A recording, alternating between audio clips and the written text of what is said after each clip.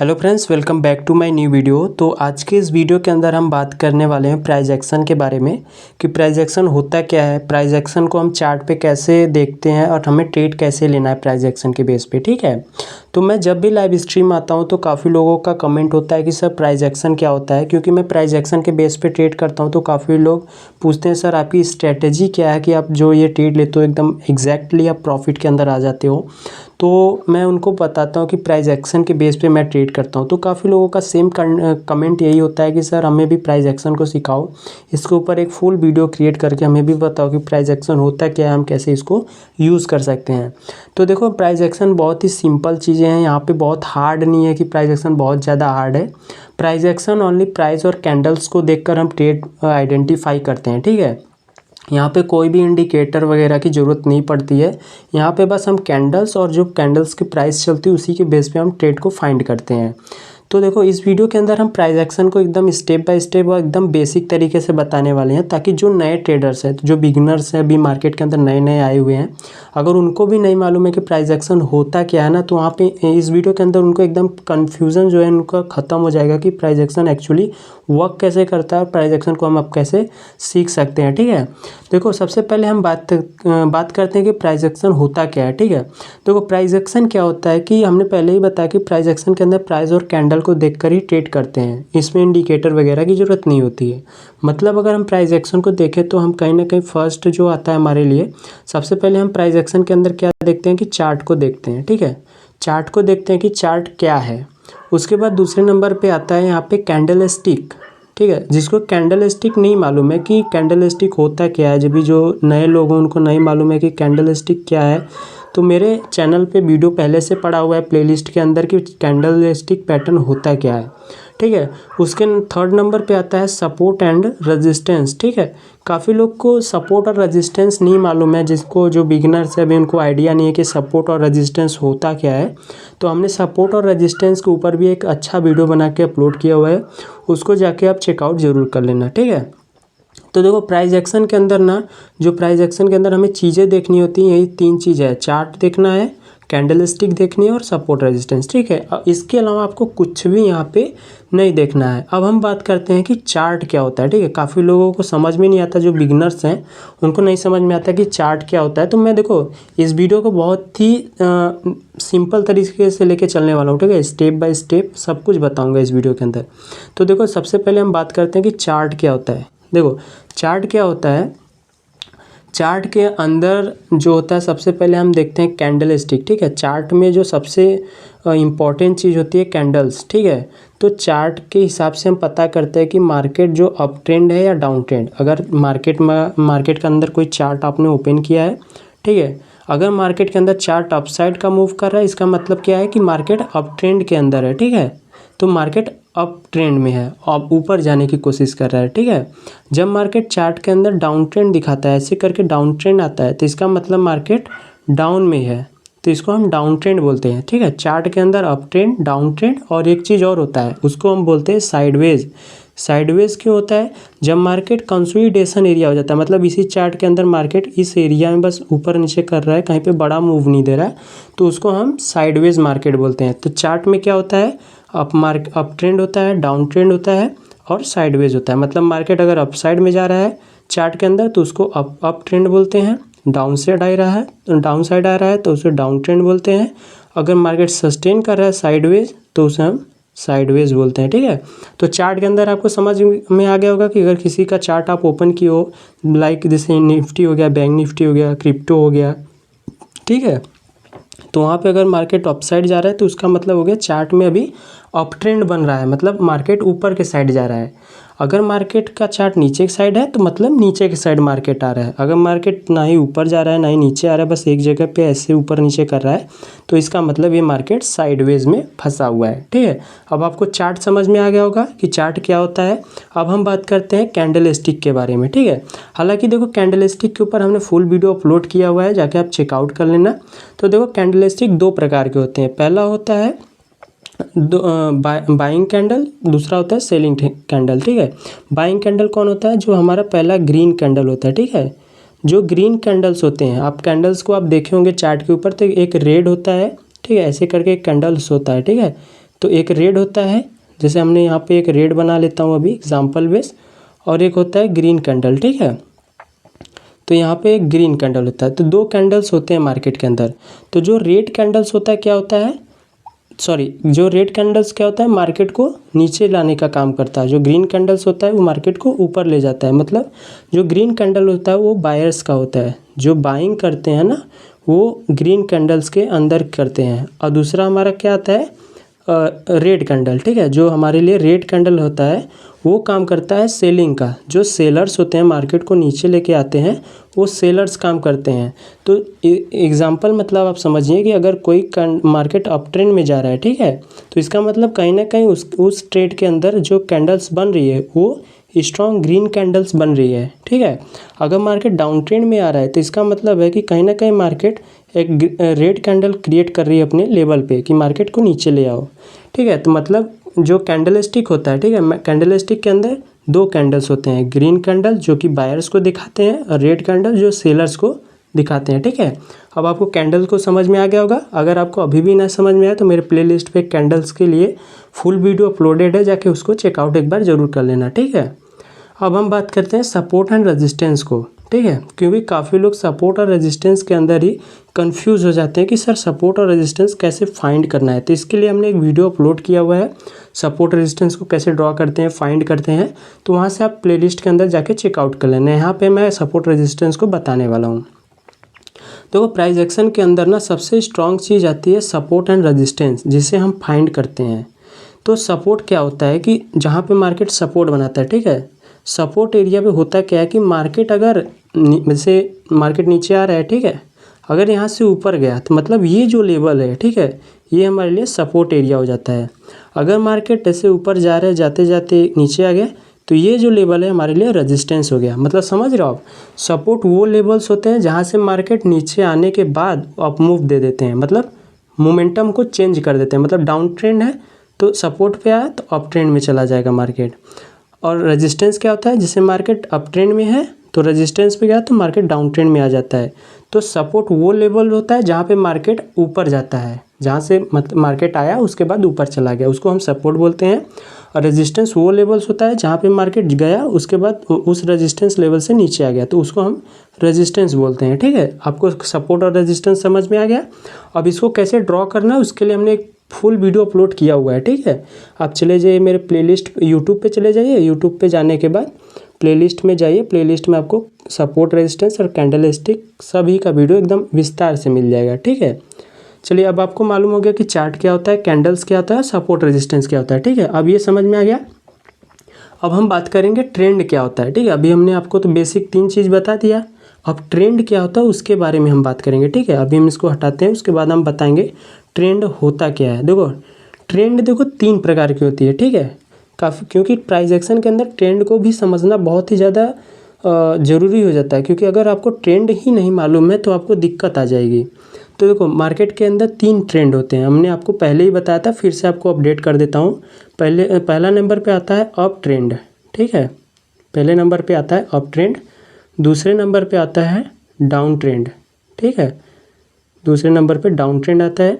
और तीसरे नंबर पे आता है साइडवेज, जो कि हमने पहले ही आपको बता दिया था कि साइडवेज और अप ट्रेंड डाउन ट्रेंड होता क्या है, ठीक है।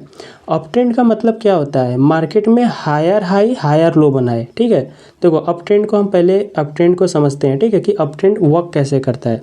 तो देखो अप ट्रेंड कैसे काम करता है कि मार्केट ऊपर गया नीचे आया, फिर ऊपर गया नीचे आया, मतलब समझ रहे हो, मार्केट इस लेवल से गया ना तो यहाँ पे क्या बना है, हायर हाई, ठीक है। अप ट्रेंड के अंदर ये हायर हाई बनता है। डाउन जब मार्केट हायर हाई बनाने के बाद नीचे आता है तो इसको हम क्या करते हैं, हायर लो, ठीक है। इसको समझना, ये अप ट्रेंड के लिए मैं बता रहा हूँ, बहुत ध्यान से समझ लोगे तो आपको प्राइस एक्शन बहुत ही ईजिली तरीके से समझ में आ जाएगा। और प्राइस एक्शन के अंदर क्या क्या चीज़ें देखना है वो मैं आपको बताता हूँ, ठीक है। अभी हम अप ट्रेंड की बात कर रहे हैं, ध्यान देना। अभी अप ट्रेंड में क्या होता है कि मार्केट जैसे ऊपर जाता है तो एक हायर हाई बनाता है, नीचे आता है तो हायर लो बनाता है, फिर मार्केट अपने इस हाई को ब्रेक करके ऊपर निकलता है, तब यहाँ पे एक नया हायर हाई बन जाता है, ठीक है। फिर मार्केट जैसे ही इस हाई के बाद नीचे आता है तो यहाँ से जब मार्केट ऊपर जाता है तो यहाँ पे भी हायर लो बन जाता है, ठीक है। मतलब आप समझ रहे हो, अप ट्रेंड के अंदर हायर हाई हायर लो बनता है, मतलब higher high higher low, higher high higher low, ये अप ट्रेंड के अंदर बनता है, ठीक है। अब हम बात करेंगे डाउन ट्रेंड के अंदर। मार्केट को आप समझ पा रहे हो, अब मार्केट में बहुत ही सिंपली तरीके से बताने की कोशिश कर रहा हूँ, बहुत हार्डली नहीं, ठीक है। अब देखो डाउन ट्रेंड के अंदर क्या होता है, जैसे मार्केट इस लेवल से मार्केट क्या हुआ, नीचे आया, ठीक है, फिर ऊपर गया, फिर नीचे आया, फिर ऊपर गया, फिर नीचे आया। अब यहाँ पे क्या हुआ, यहाँ पे हुआ हाई लोअर लो, ठीक है। अब देखो ये हो गया लोअर, यहाँ से ऊपर गया, ठीक है। यहाँ पे क्या हुआ, लोअर हाई, LH बोलते हैं जिसको, लोअर हाई बोलते हैं। फिर मार्केट यहाँ से नीचे आया, क्या हुआ यहाँ पे हुआ लोअर लो, ठीक है। डबल L को हम इसको लोअर लो बोलते हैं। फिर मार्केट यहाँ से जब ऊपर गया तो लोअर हाई, ठीक है। फिर मार्केट नीचे आया तो लोअर लो।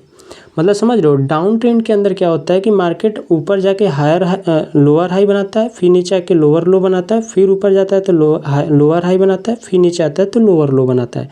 मतलब आप समझ रहे हो कि अप ट्रेंड के अंदर higher high higher low, down trend के अंदर लोअर हाई लोअर लो, ठीक है। ये आप समझ गए होंगे कि डाउन ट्रेंड अप ट्रेंड होता क्या है। बहुत ही अच्छे तरीके से हमने यहाँ पे समझाने की कोशिश की है। ये हो गया आपका अप ट्रेंड, ये हो गया डाउन ट्रेंड, ठीक है। ये दोनों समझ गए। अब हम बात करते हैं साइडवेज में, ठीक है। साइडवेज में क्या होता है, साइडवेज में जैसे ये प्राइस हो गया, ठीक है, यहाँ पे प्राइस है, मतलब एक चार्ट है। अभी हम 1 मिनट आपको हम क्लियर करके समझाते हैं कि कैसे साइडवेज कैसे काम करता है, ठीक है। अब देखो साइडवेज क्या होता है, जैसे मान लेते हैं ये आपका चार्ट हो गया, कोई स्क्रीन है जिस पे आपने चार्ट को ओपन किया हुआ है।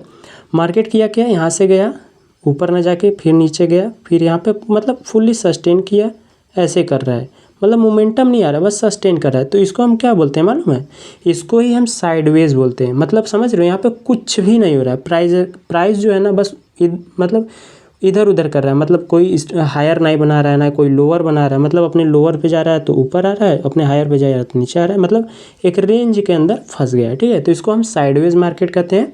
और एक बात और, साइडवेज मार्केट में कभी भी ट्रेड नहीं लेना चाहिए, ठीक है। ट्रेड के साथ चला करिए, ट्रेड के खिलाफ नहीं, ठीक है। ये बेसिक से आप फंडा यूज़ करिए। अब आपको समझ में आ गया होगा कि अप ट्रेंड क्या होता है, डाउन ट्रेंड क्या होता है, साइडवेज क्या होगा, ठीक है। क्योंकि हमने पहले ही बहुत क्लियर तरीके से बताया। अप ट्रेंड का मतलब होता है, जो अप ट्रेंड के अंदर क्या होता है कि higher high higher low, higher high higher low, ठीक है। डाउन ट्रेंड के अंदर क्या होता है, higher low higher lower high, higher low lower high, ठीक है। आपको बहुत ईजिली तरीके से हमने बताया। मतलब अप ट्रेंड में मार्केट ऊपर जाता है, डाउन ट्रेंड में मार्केट नीचे आता है, और जो साइडवेज होता है मार्केट कंसोलिडेशन करता है, एक जगह पे सस्टेन करता है, ठीक है। ये आपको समझ में आ गया, अप ट्रेंड डाउन ट्रेंड और साइडवेज, ठीक है। अब हम बात करते हैं कि अब हमें प्राइस एक्शन के अंदर एंट्री कैसे लेनी, बहुत ही ज़रूरी चीज़ है। क्योंकि आप सब कुछ समझ जाओगे, अगर एंट्री से नहीं समझ पाओगे आप कि एंट्री लेना कैसे है, कहाँ पे हमें एंट्री बनानी है, किस लेवल पे कैसे क्या करना है, ठीक है। तो देखो बहुत ही सिंपल तरीका मैं बताने वाला हूँ कि प्राइस एक्शन को हम यूज़ करके बाई और सेल कैसे कर सकते हैं, ठीक है। तो देखो जो बाइंग रूल है, अगर प्राइस एक्शन में हम बाइंग का रूल बताएं आपको कि बाई कैसे करना है, तो देखो बाई का रूल आपको मैं बता रहा हूँ, ठीक है। बाई का जो रूल है यहाँ पे, 1 मिनट, BUI, ठीक है। बाई का जो रूल है यहाँ पे हमें सबसे पहले समझना होगा, जो बाइंग करने का रूल है, मार्केट अप ट्रेंड में हो, ठीक है। जो भी मार्केट है वो मार्केट अप ट्रेंड में के अंदर होना चाहिए, ठीक है। जैसे कि अभी हमने बताया कि अप ट्रेंड डाउन ट्रेंड होता क्या है। मार्केट अगर अप ट्रेंड में है, ठीक है, तो हमारे लिए बाइंग प्रोसीजर बनती है। तो हमारा बाइंग के लिए फर्स्ट रूल आता है अप ट्रेंड मार्केट, ठीक है। सेकेंड रूल आता है प्राइस सपोर्ट के आसपास हो, जो भी प्राइस आप ले रहे हो, ठीक है, वो सपोर्ट पे हो, ठीक है। अभी मैं एक चार्ट पे बना के दिखाता हूँ, देखो। अब जैसे बाई करने का जो फंडा है वो क्या है, सबसे पहला कि मार्केट अप ट्रेंड में हो, जैसे मार्केट ऐसे करके ऊपर का मूव किया हो, ठीक है। अब हमें दूसरा रूल क्या आता है, दूसरा रूल है कि प्राइस सपोर्ट पर आए तब हमें क्या करना है, बाई करना है। बाई का रूल बता रहे हैं, ध्यान देना आप। तो जब सपोर्ट कहाँ पे बन रहा है, जैसे ये सपोर्ट हो गया, ये सपोर्ट हो गया, यहाँ पे सपोर्ट हो गया, तो मार्केट जब इस सपोर्ट पे आए तब हमें क्या करना है, बाई करना है। इस सपोर्ट पे आए तो बाई करना है, इस सपोर्ट पे आए तो हमें बाई करना है, ठीक है। बाइंग का प्रोसीजर आप समझ रहे हो कि मार्केट पहले तो अप ट्रेंड में हो, और मार्केट जैसे ही अप ट्रेंड में सपोर्ट के एरिया पे है तो हमें बाई करना है। फिर मार्केट ऊपर गया, सपोर्ट एरिया पे है तो यहाँ पे बाई करना है। फिर मार्केट ऊपर गया, सपोर्ट एरिया पे है तो बाई करना है। मतलब मार्केट जब अप ट्रेंड में हो तो हमें क्या करना है, बाई करना है। कहाँ पे, सपोर्ट पे, ठीक है, ये ध्यान देखना, सपोर्ट एरिया पे हमें बाई करना है अप ट्रेंड मार्केट में, ठीक है। और वो भी किस कैंडल पे, जैसे आपको कैंडल भी देखना होगा तो वो ग्रीन कैंडल होना चाहिए, जो कैंडल हमने यहाँ पे ग्रीन कैंडल बनाया है इस कैंडल पे हमें बाई करना है, ठीक है। अब हम बात करते हैं सेल का रूल, जो हमें सेल करना होता है उसका क्या रूल है। तो देखो सेल का रूल बहुत ही सिंपल है, जैसे हमने बाइंग का रूल बताया आपको ना, अप ट्रेंड के अंदर सपोर्ट पे बाई करना है, तो सेल के अंदर क्या करना है, सेल के अंदर भी सिस्टम सेम है, सेल के अंदर भी आपको रेजिस्टेंस पे सेल करना है, बहुत ही सिंपल। मार्केट पहले डाउन ट्रेंड में होना चाहिए, मार्केट डाउन ट्रेंड में रहेगा तभी सेलिंग प्रेशर का रूल वर्क करेगा। तो पहले मार्केट को डाउन ट्रेंड में आने दो, अगर डाउन ट्रेंड में है तो जो रेजिस्टेंस एरिया, जैसे यहाँ पे रेजिस्टेंस है, यहाँ पे रेजिस्टेंस है, यहाँ पे रेजिस्टेंस है, तो रेजिस्टेंस एरिया पे आपको क्या करना है, सेल करना है, ठीक है, ये ध्यान देना, रेजिस्टेंस एरिया पे ही सेल करना है, सपोर्ट एरिया पे सेल नहीं करना है, ध्यान देना। तो ये जो सेल एरिया है, ये रेजिस्टेंस एरिया जहाँ जहाँ पे बन के आ रहा है, यहाँ पे सेल करना है आपको, वो भी कौन से, रेड कैंडल क्रिएटेड होना चाहिए। अगर यहाँ पे रेड कैंडल क्रिएट होता है सेल एरिया रेजिस्टेंस पे, तो यहाँ से आप सेलिंग बना पाओगे, ठीक है, स्ट्रांगली सेलिंग कर पाओगे। अब समझ में आ गया कि बाइंग का क्या रूल है, सेलिंग का क्या रूल है। मैं आपको लाइव स्ट्रीम के अंदर बार बार यही बोलता हूँ, काफ़ी लोग पूछते हैं ना कि सर हमें बाइंग और सेलिंग का बेस्ट एकदम सिंपल रूल बताइए, तो मैं यही बताता हूँ, अप ट्रेंड के अंदर सपोर्ट पे बाई करो, डाउन ट्रेंड के अंदर रेजिस्टेंस पे सेल कर दो, ठीक है, बहुत ही सिंपल सा रूल है। तो आपको आप में बाइंग को आपको समझ में आ गया होगा, सेलिंग आपको समझ में आ गई होगी। बाइंग के अंदर हमें सपोर्ट पे बाई करना है और सेलिंग के अंदर रेजिस्टेंस एरिया पे हमें सेल करना है, ठीक है, ये समझ में आ गया आपको ना, एकदम बहुत ही सिंपल तरीके से प्राइस एक्शन को बताया हूँ, ठीक है। अब हम बात करेंगे स्टॉप लॉस और टारगेट के बारे में, ठीक है, क्योंकि ये भी बहुत ज़्यादा ज़रूरी है प्राइस एक्शन के अंदर। जब आप स्टॉप लॉस टारगेट नहीं लगाते हो ना, तो काफ़ी लोग लॉस के अंदर जाते हैं, सब कुछ जानने के बाद भी वो लॉस में होते हैं। उसका रीज़न यही है कि वो स्टॉप लॉस को यूज़ नहीं करते, ठीक है। तो हम यहाँ पे स्टॉप लॉस के बारे में अब बात करेंगे, क्योंकि ये ट्रेडिंग के अंदर ये भी बहुत ही ज़्यादा ज़रूरी कंसेप्ट हो जाता है। तो देखो ट्रेडिंग में स्टॉप लॉस अगर नहीं लगाते हो तो वो गैम्बलिंग माना जाता है, जिसको हम जुआ बोलते हैं। अगर प्राइस एक्शन के अंदर या ट्रेडिंग के अंदर आप स्टॉप लॉस नहीं लगाते हो तो गैम्बलिंग ही होती है, ठीक है। अब हम बात करते हैं कि बाई के अंदर हमें कहाँ पे एसएल लगाना है, मतलब स्टॉप लॉस कहाँ पे लगाना है। अब देखो हम बात करते हैं, सबसे पहले हम करते हैं कि बाइंग का प्रोसीजर। अब मार्केट ऐसे बाइंग करके ऊपर जाता है ना, यहाँ पे ऐसे करके ऊपर जाता है, डायरेक्ट ऊपर तो जाएगा नहीं, ठीक है, तो ऐसे करके ऊपर जाता है। तो हमारे लिए जब मार्केट अप ट्रेंड होता है तो हमें क्या करना होता है, सपोर्ट पे बाई करना होता है, ध्यान देना आप, ठीक है। देखो जो चीज़ें ना समझ में आप भूल जाते हो तो उसको नोट कर लेना कहीं कॉपी पे, बहुत ही सिंपल तरीके से मैं समझा रहा हूँ। तो देखो अगर मार्केट अप ट्रेंड में हो, ठीक है, अगर मार्केट अप ट्रेंड में जा रहा है, अप ऊपर के साइड अप ट्रेंड में हो चार्ट के अंदर, तो हमें बाई जो करना है, बाई करने के बाद एसएल हमारा कहाँ होना चाहिए।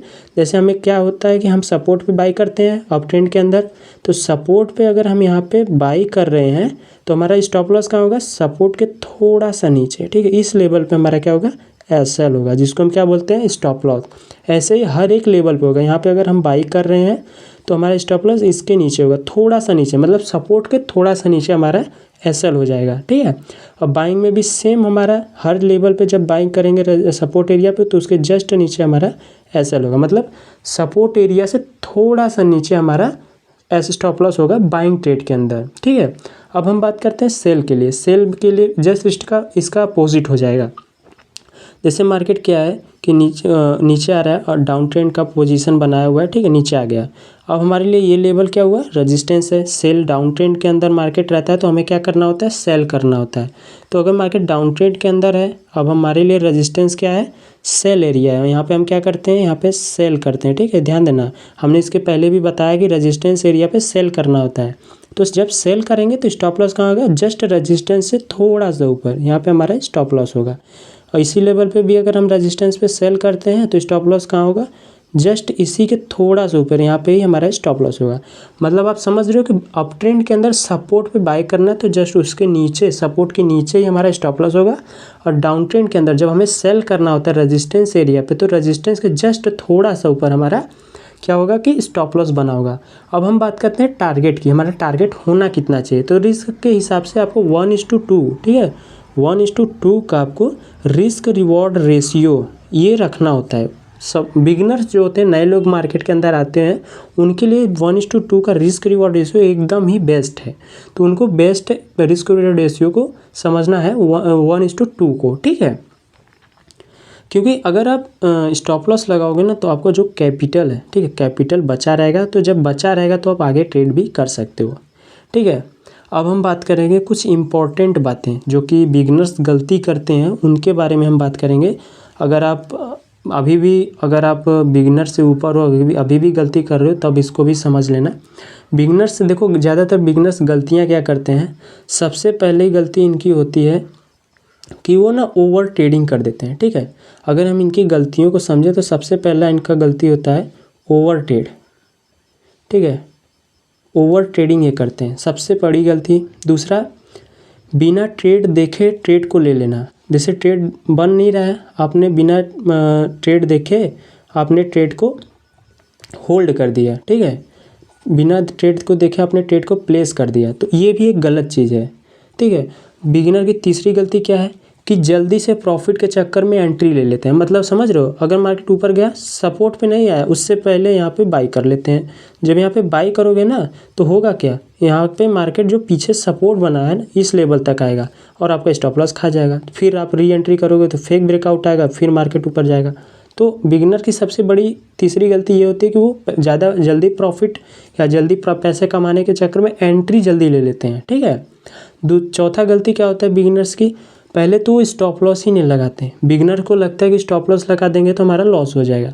देखो, एसएल लगाना बहुत ही ज़्यादा ज़रूरी होता है। कोई भी इंडिकेटर यूज़ करो या कुछ भी यूज़ करो, ठीक है। आप कोई भी कोर्स कर रहे हो, कहीं पे कुछ भी कर रहे हो, लेकिन अगर ट्रेडिंग कर रहे हो तो ट्रेडिंग के अंदर स्टॉप लॉस जो होता है लगाना बहुत ही ज़्यादा ज़रूरी हो जाता है, ठीक है ना।